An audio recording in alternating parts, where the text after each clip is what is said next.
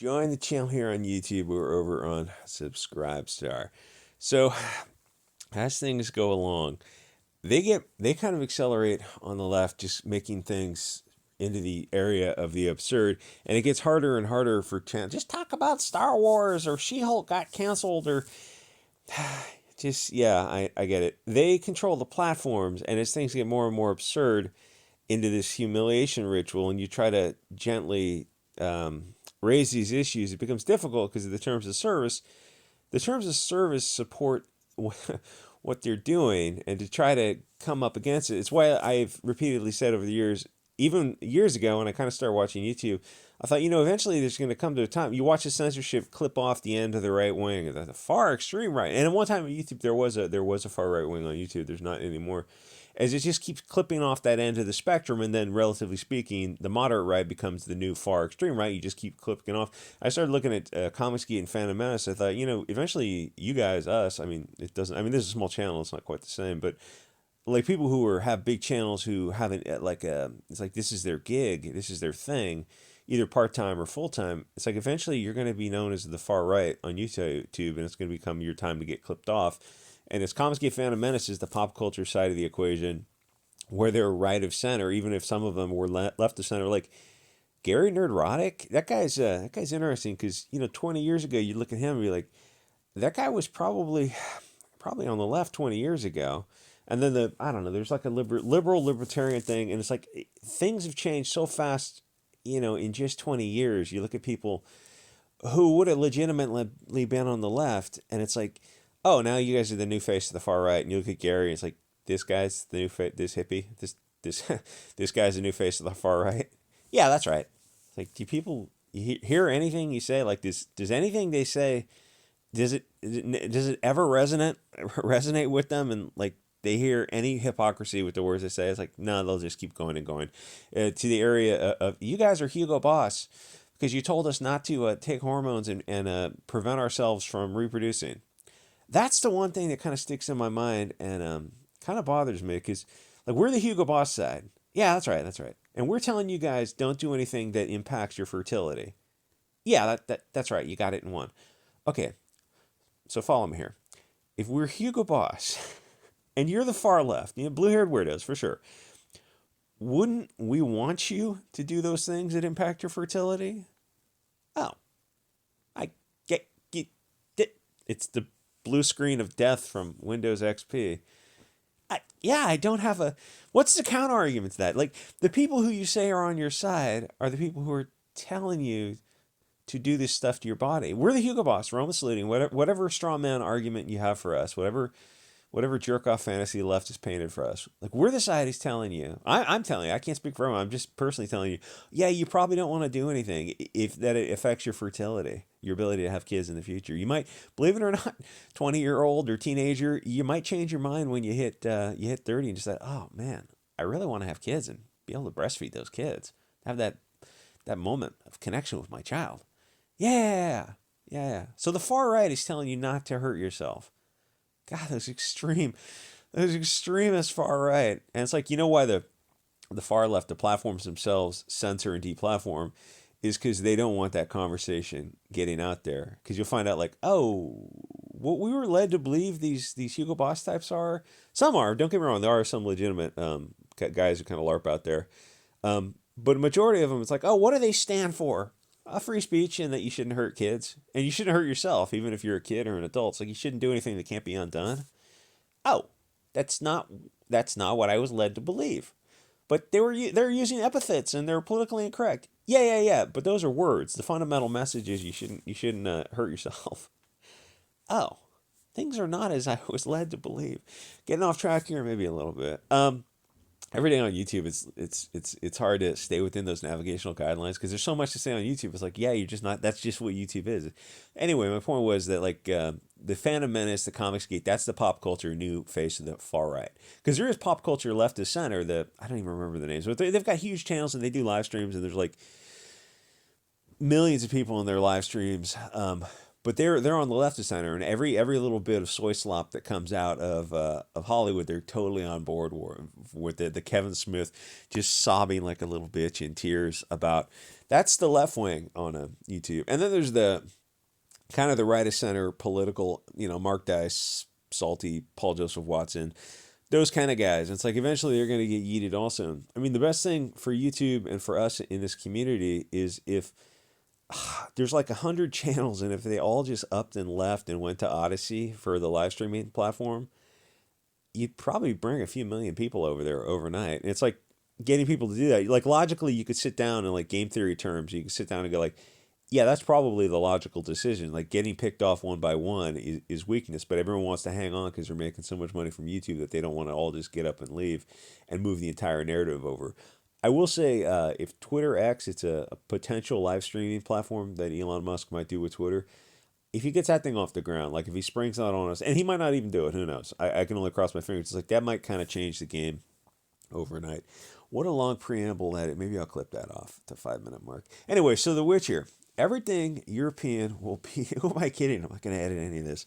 Everything European will be destroyed in this battle of globalism versus nationalism. They have to destroy anything that has European tribalism in it until you stop them and openly start telling them that you want European stories with European people.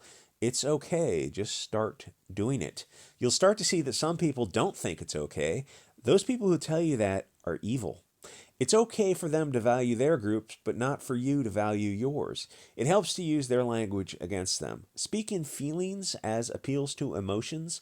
I feel marginalized and oppressed. It doesn't have to make sense because once you're in the realm of appeal to emotion, you're not engaged in logical rhetoric, dialogue and debate and argument and counter argument. You're not trying to arrive at a logical conclusion because it's built on a foundation of emotion. And suddenly, when you start appealing to emotion, they want to go back to a logical debate. It's like, but you open the argument based on emotion. It's like, don't be offended when the the cross examination is based on emotion.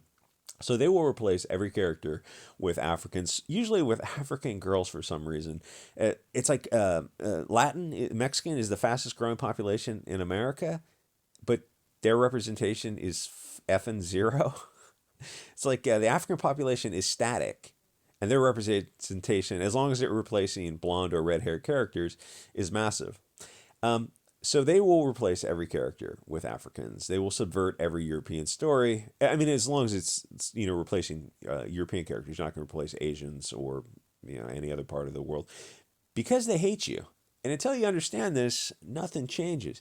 They hate you and they want you gone from this mortal coil. Tell them that you don't want diversity. You don't. Why is the screen black? Oh, because it's archived. You don't value diversity because it's cancer. Just like other groups value their tribe, you value your tribe. It's more than that, but that's close enough for YouTube. Oh, hold on. Wait. You have to be open about this. You have to just tell them how anti-white it is. It helps to pretend to be a little bit naive about political correctness, like you don't understand why they're so hateful against Tribe Europa.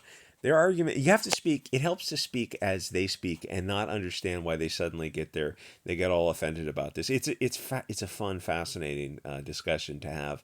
Like, you never need to get into invectives and, ad hominems and stuff. Just kind of be a little bit naive and just like turn their argument against them and not let on that you know what you're doing. Their argument is that we need more diversity, but you just have to say that you don't value diversity. You want to see European people. You're a nationalist, not a globalist. It's an entirely different worldview. But they've structured the argument such that one is existential evil, and one is not. It's like you just have to keep asking why, and turn the argument around on them.